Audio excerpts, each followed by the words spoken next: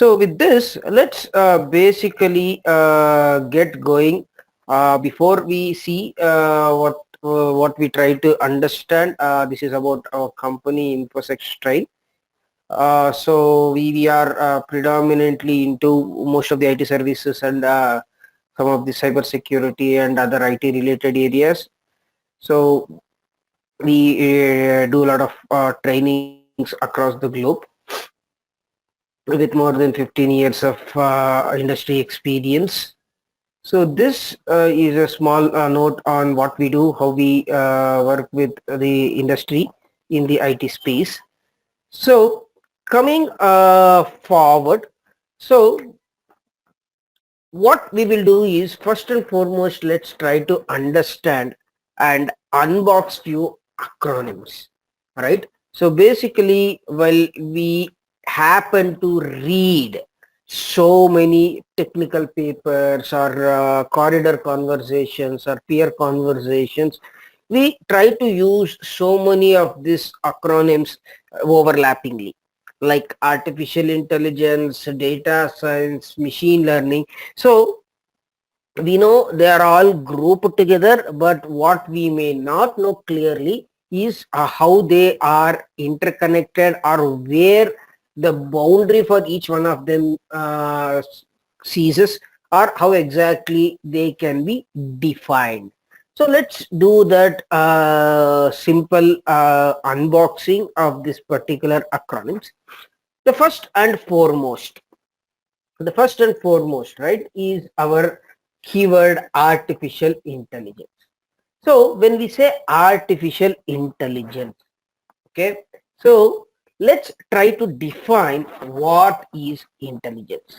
Okay, so what is intelligence? We oftenly use this word intelligence, and strongly this is a word which is used with reference to humankind, right? While we also claim in among the mammals, human being, the man is the animal with the highest intelligence. But what is intelligence? Let's try to understand that. Predominantly, intelligence is an action which is performed, which is amicable for a given situation. Which means, let me give you with an example. Imagine you happen to meet a new person today at your office or at your college. You say hi or hello, which means predominantly you did not come prepared, saying that if at all I have to meet a new person, I will have to say hi, or I will have to greet him. That was not a preparation. That was an instantaneous reaction which was amicable for a given situation. But imagine, in your place, there was a mental challenges in his brain working, right? So he or she might also make a decision when he or she happens to see a new person, but that decision may not be amicable for a given situation, which means he might laugh at the new person, cry at a new person, jump at the new person, roll in front of the new person, whatever you want he can do. But what is important here is he also made a decision, he or she made a decision, but that decision was not amicable for a given situation. So bringing this contextual amicability to a given situation makes the whole decision making process to the next level, which means you have a bouquet of decisions, but, or rather I will not call decisions, a bouquet of options. You choose the one which is amicable for that given situation, making human being an intelligent person. So many examples for that matter, right? So this quotient of making decision which is appropriate or amicable for a given situation becomes intelligent. So for that matter, crossing a road at a signal. Just because Monday morning you saw a white car coming at 60 kilometers, you stopped crossing the road and you took 1 minute more and you crossed it later, it is not necessary that Tuesday morning when you go to the same junction, you'll have to wait 1 minute irrespective of the car is available or not available.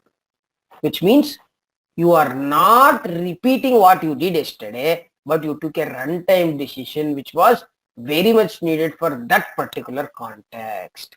So that is your intelligence. If this is intelligence, trying to delegate this activity of making amicable decisions by an application or an instrument becomes your artificial intelligence. So artificial intelligence in nutshell is the ability of a machine or an application to make a decision which is appropriate for a given instance, which means it should first understand what are all the instances it has with, or what are all the options it has, and on the available options it should be able to decide a decision. So if you have to take an example, of late you have seen there are a lot of cameras, mobile phone cameras, which are AI enabled, artificially intelligent enabled, right? What is the function of a camera? The function of a camera predominantly is to take a photo or a video, but there is a hidden agenda. All of us, before we try to take a photo, we want a photo to be perfect. Yes, the perfection is a descriptive quotient, which means what is perfect for me may not be perfect for somebody else. And how do I define perfection for me? For me, I might like photo with a higher light, or photo with a higher zoom in or zoom out, whatever. There are 5 or 6 or 10 technical parameters before we can click the photo. And when I choose all these parameters manually and click a photo, that photo becomes a perfect photo for me. If the machine or an application is able to decide on my behalf that quotient of perfection and readjust its technical parameters and then capture the photo, then it becomes an AI enabled camera, which means whatever you were doing is being done by the application itself. So that way an artificially intelligent camera can take more appropriate perfect pictures.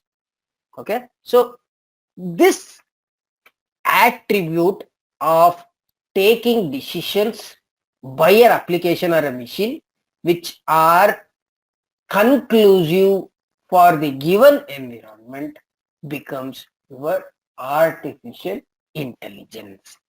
If this is artificial intelligence, then let's try to see what is data science.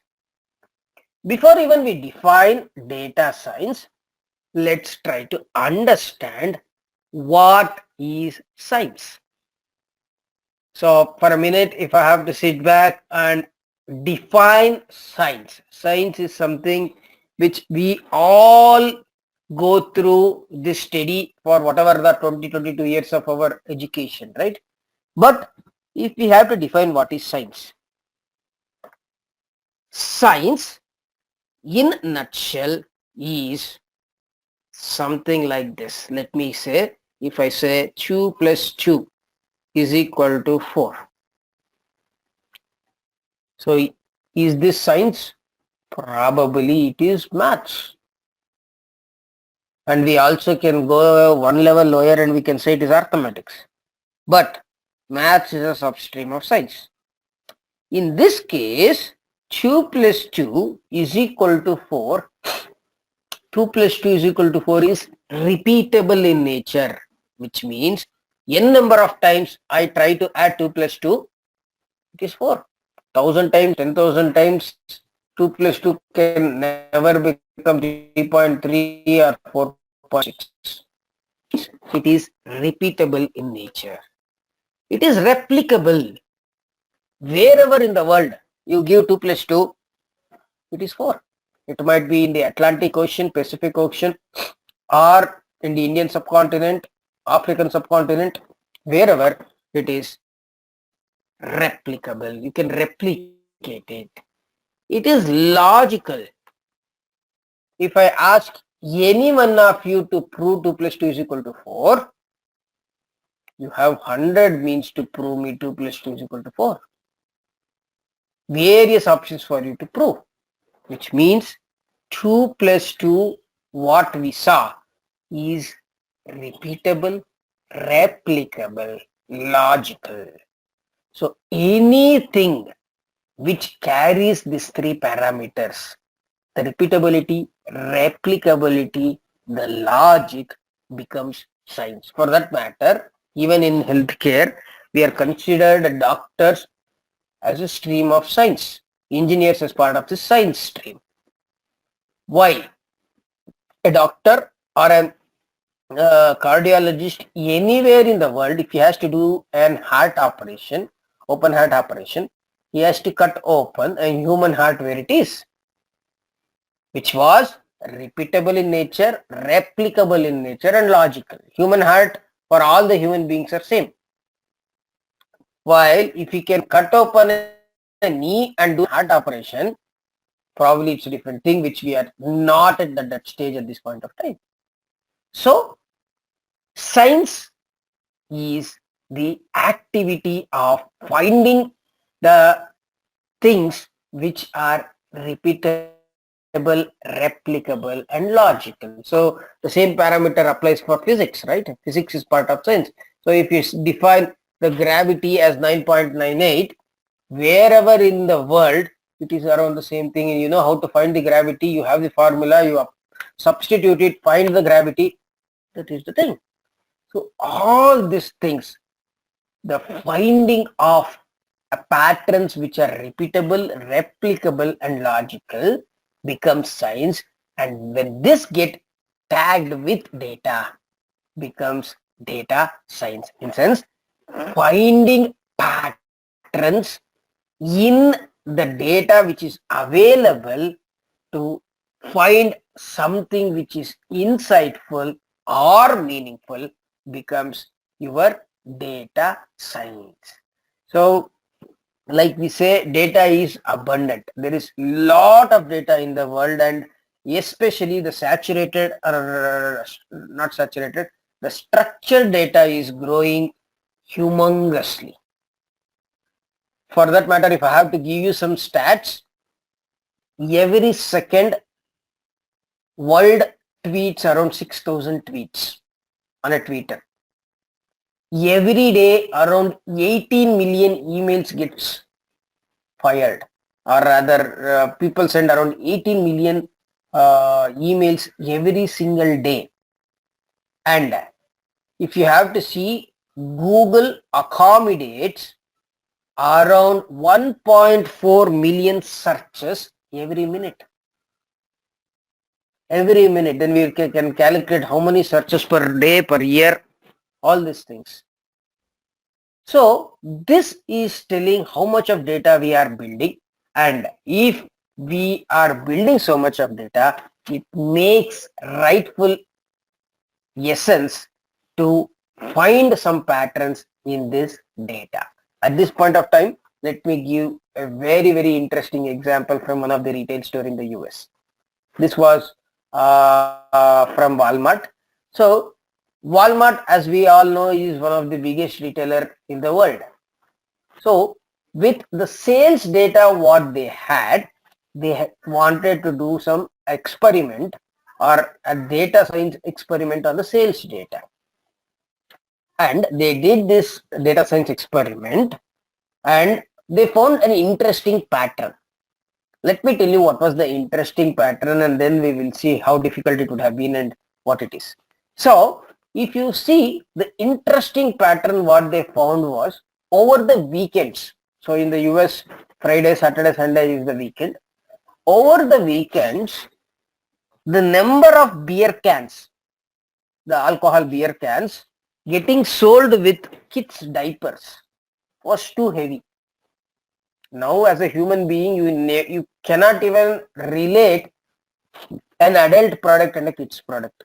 A diaper is a kid's product while a beer can is an adult product.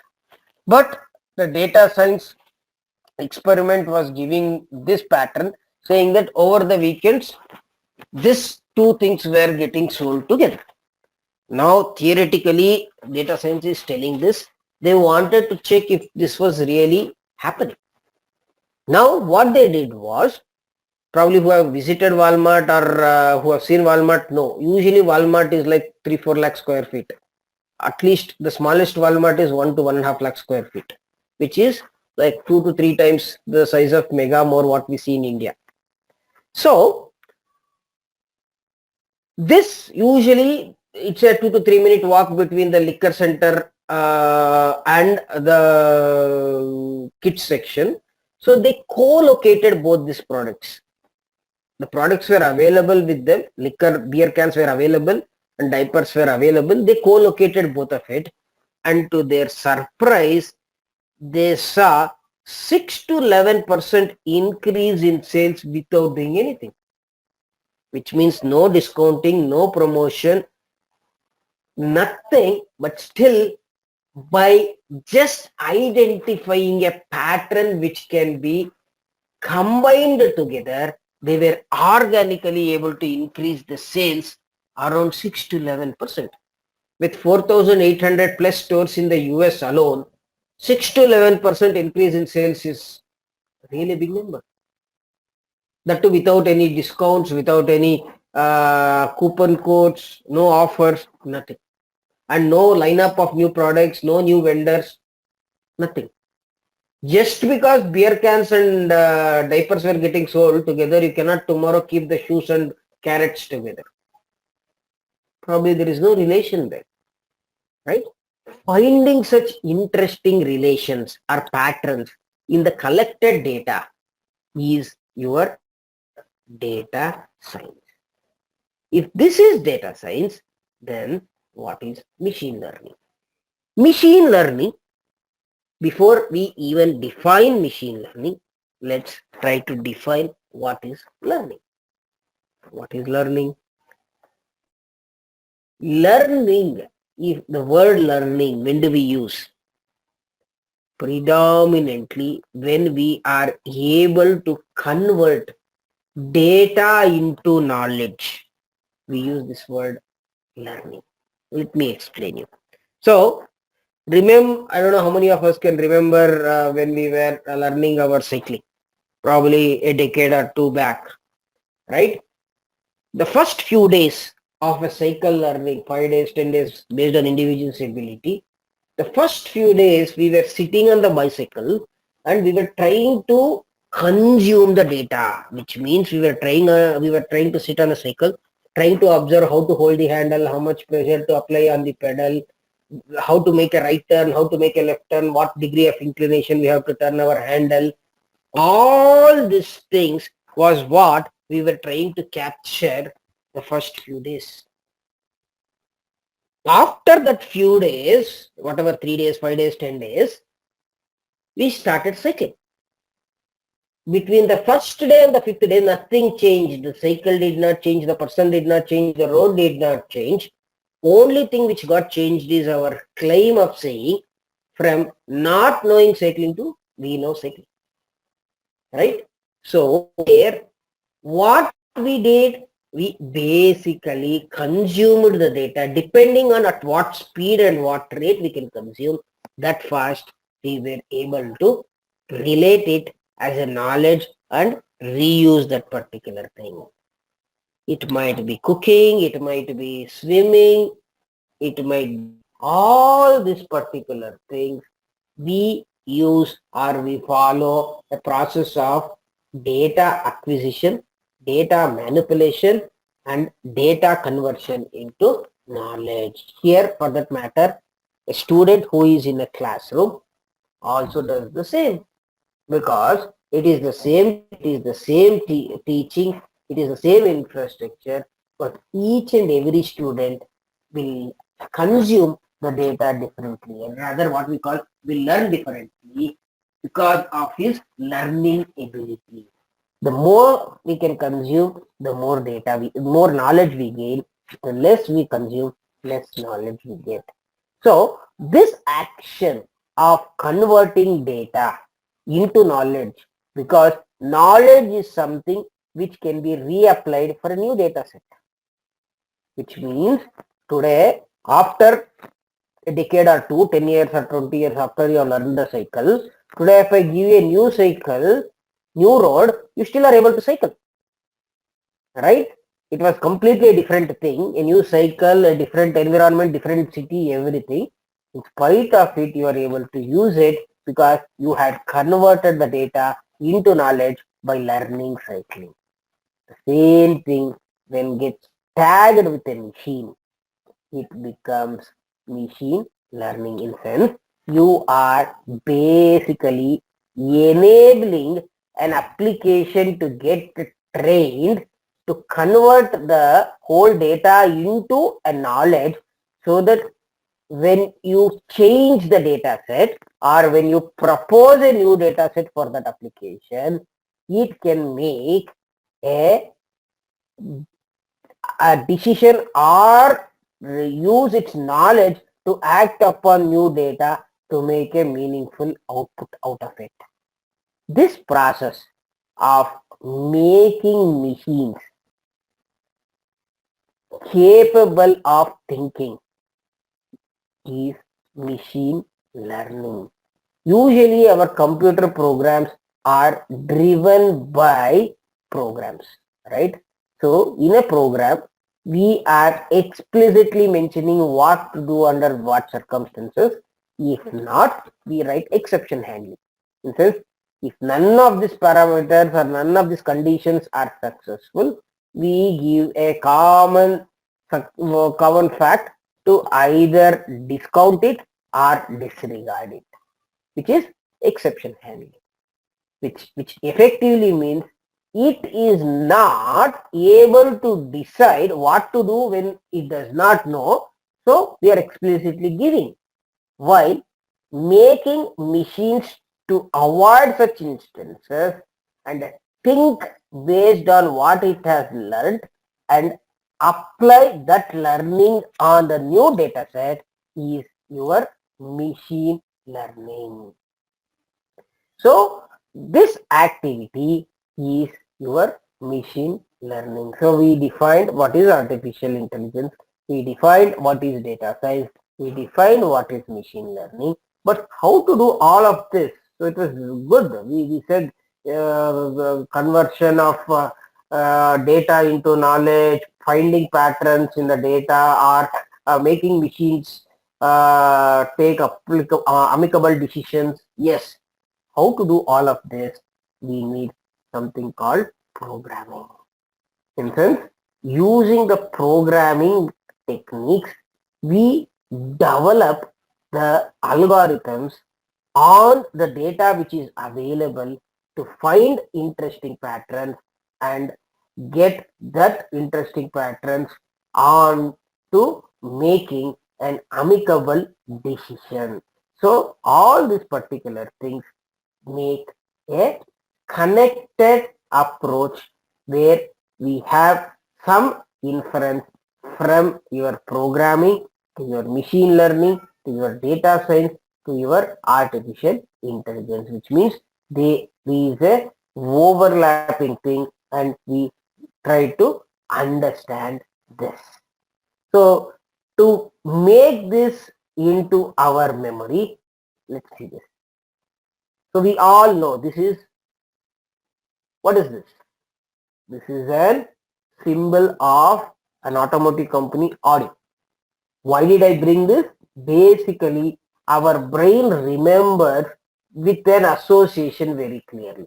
So if you see this, the artificial intelligence, machine learning, data science, and programming are overlapping.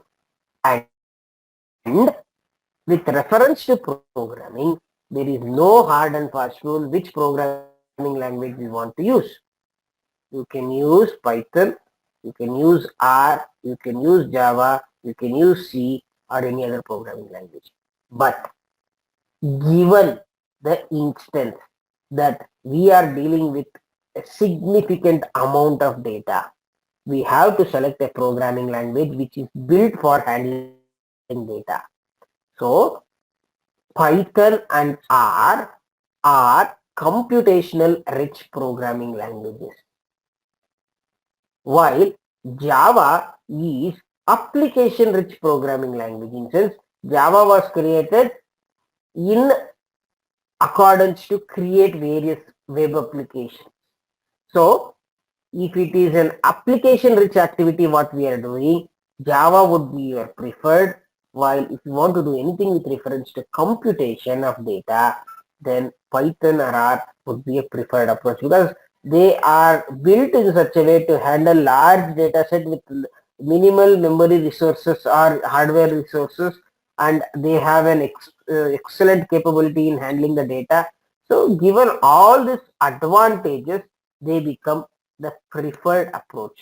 If you want to do it in Java, you can do it, but the effort what you put in doing a small application what can be done using a Python or R will be much complex. So that way you have inclination towards your Python or R for your data science and machine learning applications. With this, let's actually see how exactly they are stacked up. So this is the actual way in which they are stacked. Artificial intelligence, like I said, is the outside layer, which is your final application, which is evident as an application or an instrument or a machine by itself. Under the artificial intelligence, you have your machine learning, which you can also call it to be a subset. Under machine learning, you have your neural networks. Under your neural networks, you have your deep learning, which means for some portions of data which is very much overlapping, like an image or a voice or text, which regular approaches may not help you, you need to apply some of the techniques called as deep learning. Deep learning uses one of the approaches like how our human brain works, so therefore it is called as neural networks. Machine learning, like we defined, predominantly works very well once it is fed with right amount of data, especially structured data. All these things build up to create an artificial intelligent application. So we saw all of this, and let's quickly see at a very high level whatever we discussed as summary. So artificial intelligence was coined way back in 1950s, machine learning in 60s, and deep learning in 70s. While AI represents the stimulated intelligence in machines. Basically, you are stimulating intelligence in a machine. While machine learning is a practice of getting machines to make decisions without explicitly getting programmed. So whatever we discussed, we have put it in a nutshell here. Deep learning is a process of using artificial neural networks to solve complex problems. So when your data is feature rich, lot of features are overlapping or similar, it becomes immensely difficult for us to differentiate and make a decision. So that point of time we use artificial intelligence. Then, like we said, artificial intelligence is a subset of data science, because data takes your data is one enabler for all of these particular things. And a very good saying goes here, that garbage in, garbage out. So the way you present your data, that well is your results. While machine learning is a subset of artificial intelligence and data science, and deep learning is a subset of machine learning, artificial intelligence and data science. Then coming over, the aim of artificial intelligence is to build machines which are capable of thinking like humans.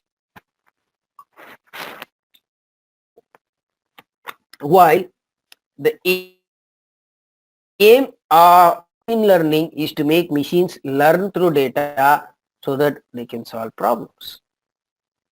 With reference to neural networks, build neural networks that automatically discover patterns for feature detection. So basically, like I said, we go by some intricate features and try to differentiate that and get our deep learning enabled. So in nutshell, these are the main differences between the usually used acronyms.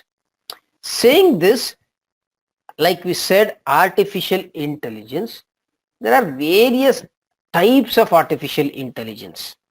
Some of the types are reactive machines AI, limited memory AI, theory of mind AI, self-aware AI, artificial narrow intelligence, artificial general intelligence, and artificial superhuman intelligence. So, what is reactive machines AI? Basically, based on the present actions, it cannot use previous experiences to form current decisions and simultaneously update their memory. So let me help you this. So if you are playing a chess game, after a move, after 5 moves from your first move or 6 moves from your first move, if I ask you what was your move 5 times back, probably you don't remember, which means you are not really interested about what is the move which happened in past, but you are always trying to see what should be your approach forward. So that kind of making decisions which is forward thinking or reactive at that particular time is your reactive machines AI. Then comes your limited memory AI. So what is limited? Basically used in self-driving cars. This is again on the same lines where if I happen to say, if you are driving a car and at a given instance there are like 4 vehicles around your car, a bus on your right hand side, a truck on your left hand side, a two-wheeler behind you, and a four-wheeler in front of you. Probably after half an hour or 1 hour, if what were the 3 or 4 vehicles which were surrounding you at around half an hour back, you don't remember, which means you got influenced to use the data at that point of time, but you did not really memorize or keep it in your static memory to be used later, because you know that is of no relevance in the future time. So that kind is limited memory AI. Then comes your theory of mind AI. So what is theory of mind AI? Here it has an ability to understand emotions. So if I have to talk, what is an emotion? Basically, an emotion is an instant reaction for an event. So the way you look at food when you are hungry versus when you are full is very different. It is the same person, same food, but the way you look at food is very different, which means your emotion was different when you are full, your emotion is different when you are hungry. Trying to build emotional quotient into your decision making is your theory of mind AI. So the very limited work has been done here. A lot of research is going on in this area. So we will see certainly some interesting applications coming with theory of mind AI getting enabled. Self-aware AI, as we all know, human being has consciousness and reactions, but at this point of time, whatever said, machines are not conscious for what is happening. So trying to bring in that consciousness into a machine is self-aware AI.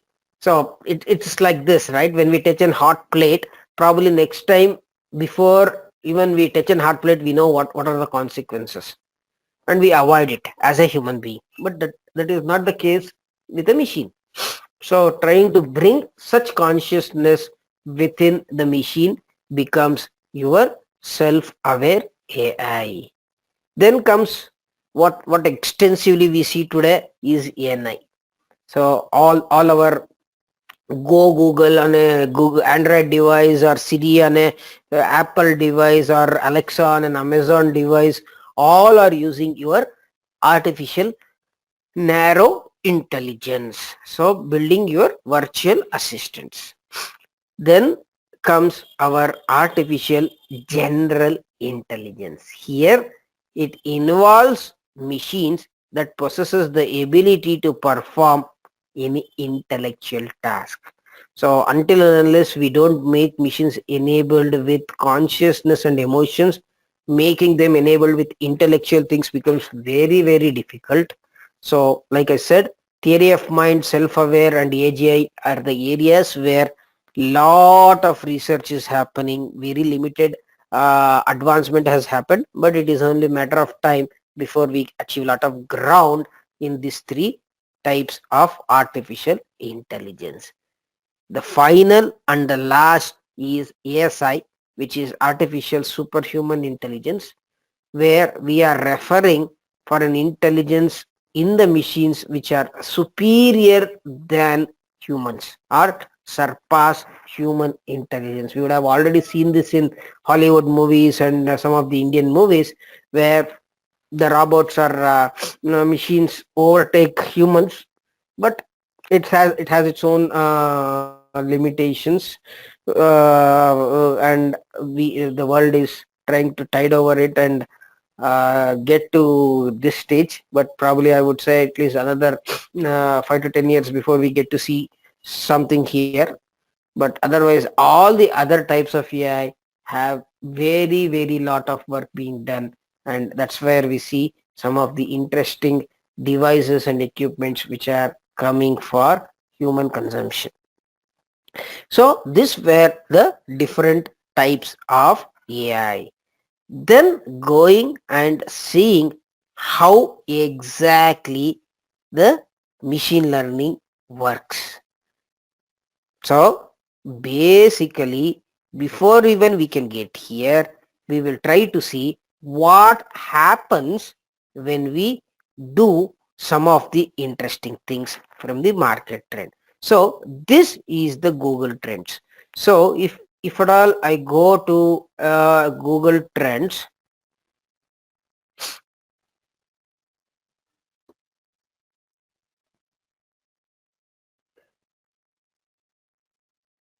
and I put these three terms, because this will help us understand how big each of these technologies are evolving. When do people search? When there is a requirement. Do we search anything and everything which we don't want? We don't, right? So that is one way of trying to see. So let me put the machine learning.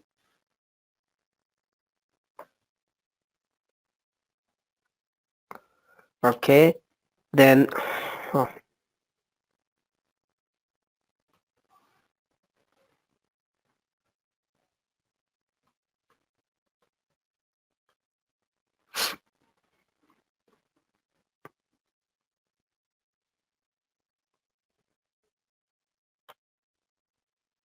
Let me take away this. This was the wrong spelling.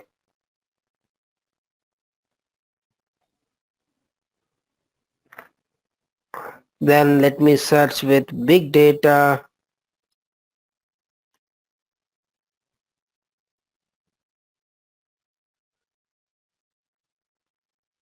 Then I will search deep learning.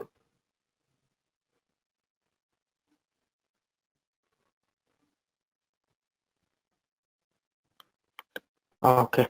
And let me not only select for the United States, let me select for the entire world.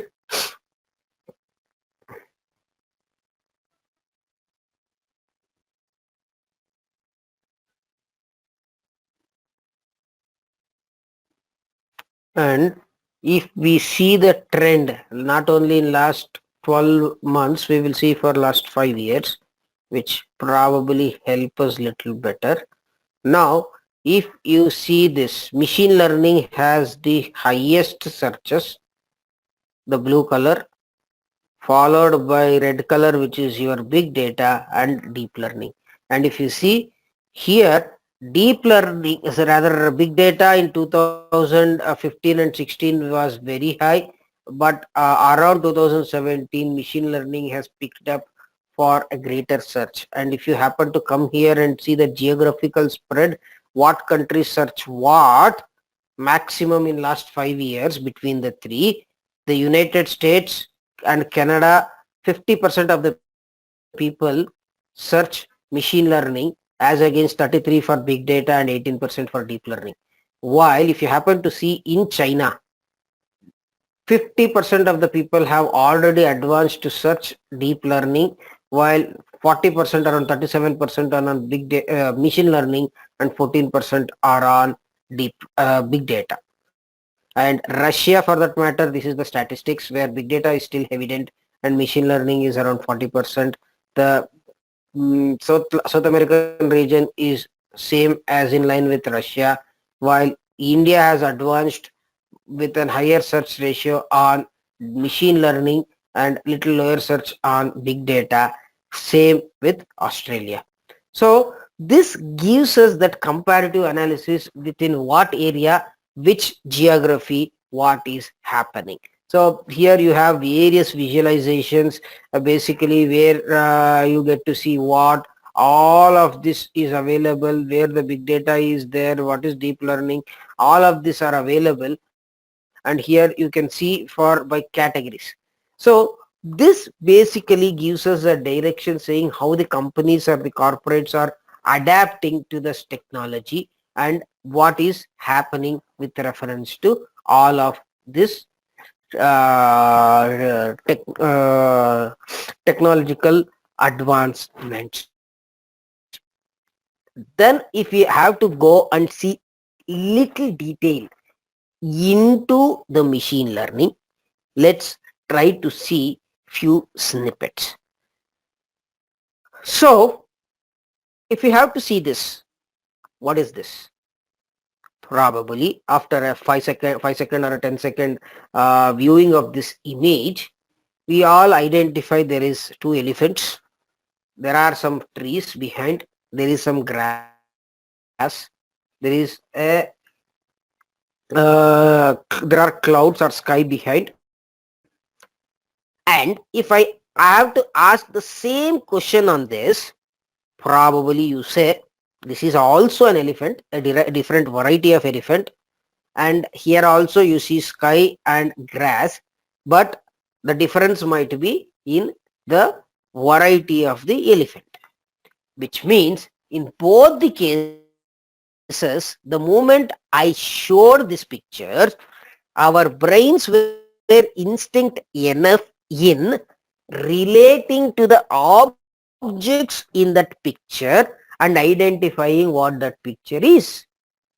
While the computer what I am using treated that as just a data, it did not realize what it was. Right? It did not realize any objects in this particular thing. While if I say, is this the same? We are efficient enough and intelligent enough to say this is a bird while this was an elephant. What happened is basically we tried to check various components associated in that particular image.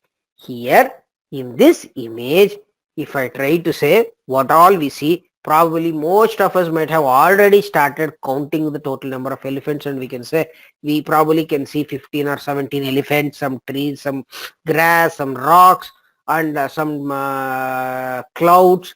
All of this is being done because your brain is able to correlate the found objects in the photo with reference to what you have seen previously. Then you are able to decide and say this is an elephant, these are the trees, this is the clouds, these are some plants, this is some grass. Making machines do such things becomes your machine learning, which means in doing this we did the four activities: got the requirement, build the logic, convert the logic into the program, and then we gave it to our brain to consume all of that and decide. Doing the same things onto a computer becomes your machine learning, because a machine cannot build a logic by itself. Uh, in the regular programming, we build that logic for the machine. Now making machines to build the logic itself based on the data what we have trained becomes your machine learning. So there are various definitions for machine learning. I don't have to really try to count upon all of them, but if you see this as per Tom Mitchell, the former chairman of a machine learning development department, machine learning department at one of the eminent universities, this is what he quotes. Machine learning is said to learn from experience with respect to some class of tasks and a performance measure P if learner's performance at task in a class as measured P improves with experience. So predominantly trying to make things better and better with the time, with more learning. So all these particular things enable us to do. So here is what we were seeing, what we do in the machine learning. Basically, as a first part, it uses data to detect patterns in the data set and adjust the program actions accordingly. Second, it focuses on the development of computer programs that can teach themselves to grow and change when exposed to new data. Third, it enables computers to find hidden insights using interactive or iterative algorithms without explicitly being programmed, which means machine learning is a method of data analysis that automates analytical model building. So we assimilate all of these four facts in a fashion which can enable machines to see the data in a fashion which can make very learnable. That is your machine learning. So all these particular things will help us how exactly we do things. So in machine learning, you probably have, or rather machine learning, like how we saw data, artificial intelligence, machine learning has also types of machine learning, right? Evidently, there are three types of machine learning. So if I have to ask, or rather tell, what are the three different types of machine learning?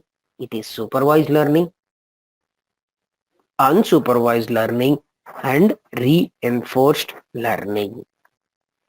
So coming and visiting what is supervised learning. So if I have to ask this question, how many of us knew about this fruit kiwi in India in 10 years back or about 10 years back? Probably very few or nobody, right?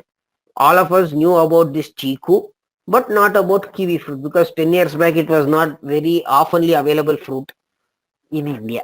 Now it is available everywhere. But if you can remember the first time you have seen a kiwi in a shop, it could have been an organized retail like a Reliance or a Reliance Mart or a More or a Big Bazaar or anything, or the corner shop at near your home.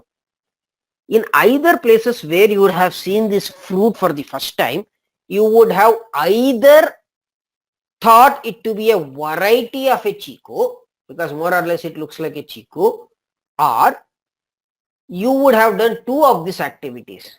If it was an organized store, you would have, your eyes automatically would have gone into reading the label which is below the fruit basket. They would have put the names for each one of them. You read that particular thing, that remains in that remains in your brain, and whenever in future you happen to see the same kind of fruit, you remember what it was called.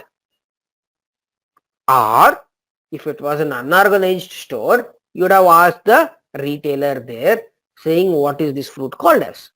Which means in both the cases you did a supervised learning, which means you learned under a supervision or using a labeled information or a labeled data. Such kind of learning which is done under supervisory or through consuming labeled data is your supervised learning. Similarly, if you have to talk about unsupervised learning, what is unsupervised learning? We define what is supervised, which is labeled or learning through a supervisor, while in unsupervised learning, probably obviously you will say learning through the data which is unlabeled, but let me help you understand through an example.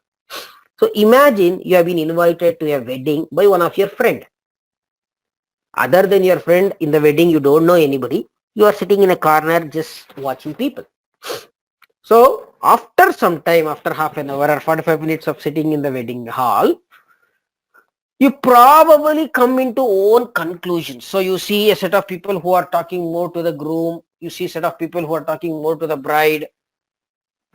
So you drop your own conclusions. You say probably these are the set of people who are from the bride side, these are the set of people from your groom side, whatnot.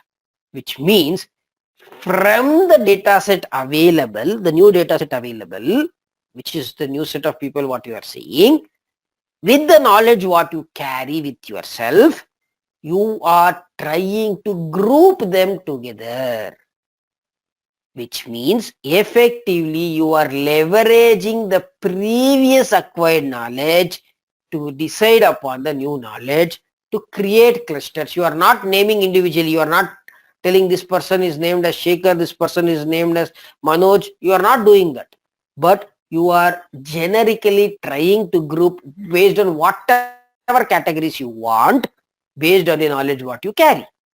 This kind of learning where you try to cluster or group the data into sections is your unsupervised learning. Here the label data is not labeled, while you use your already acquired knowledge to group the new data points.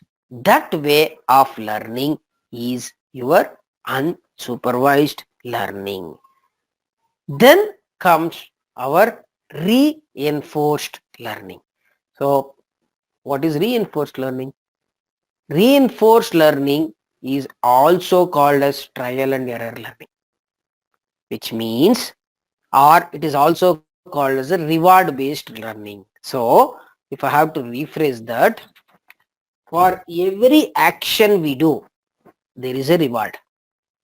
And if the reward is positive, we do a different activity. If the reward is negative, we do a different activity.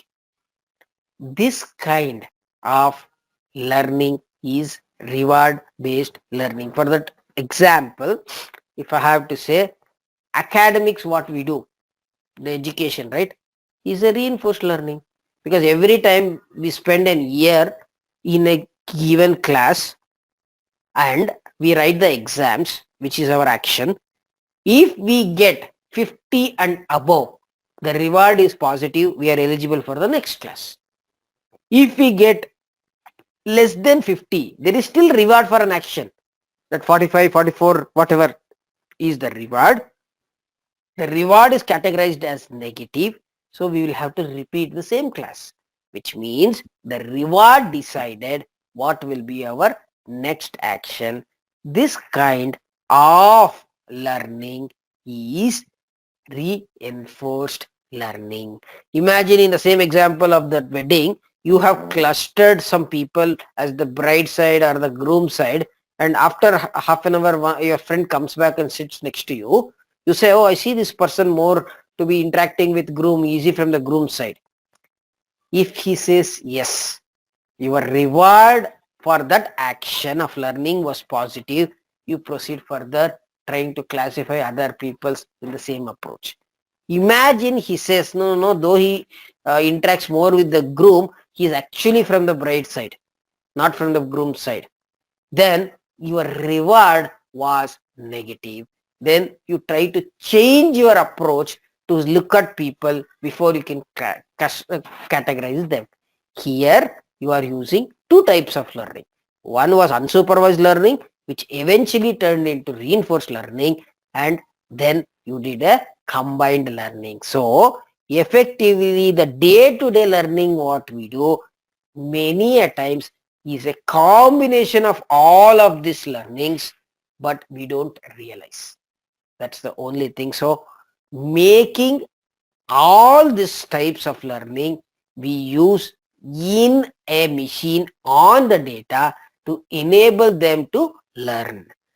The only thing which changes is for each and every data, the sequence changes and then gets to go over.